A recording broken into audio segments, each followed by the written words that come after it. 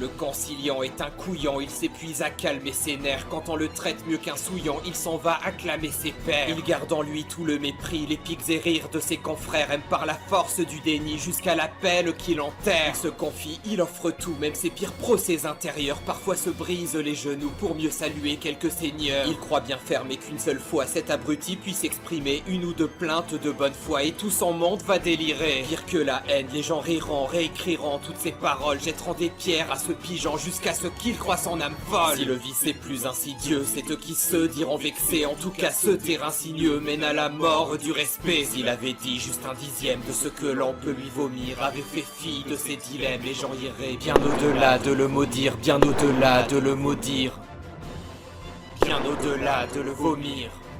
Il a toute sa vie été bête, un faible ayant grandi sans père, même de très proche sa vie décrète sa place au plus bas de la chaîne alimentaire. Voici l'enfer, sa fausse bonté est arbitraire. Faudrait cloner ce type pour que ses rapports deviennent paritaires. Sa santé mentale nécessiterait un cordon sanitaire. Dicté crûment par sa nature, son destin pleure et s'appauvrit. Quand l'âme est jetée en pâture, il n'est plus rien que la folie.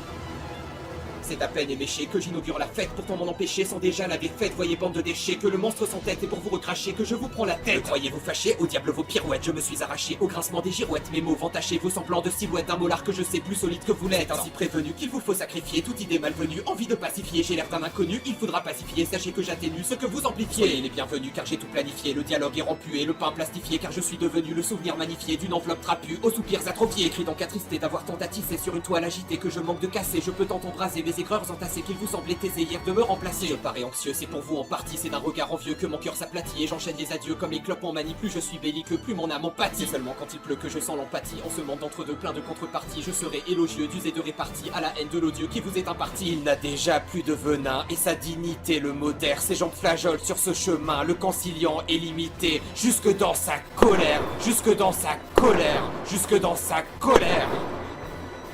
Il ne veut rien savoir, seulement s'asseoir avec son cerveau taillé un bavoir, que son écho soit bâillonné dans une armoire. Car là c'est trop, il veut aboyer pour assommer ses souvenirs, se désabonner de lui-même, pour le meilleur ou pour le pire, c'est affolé, a des problèmes.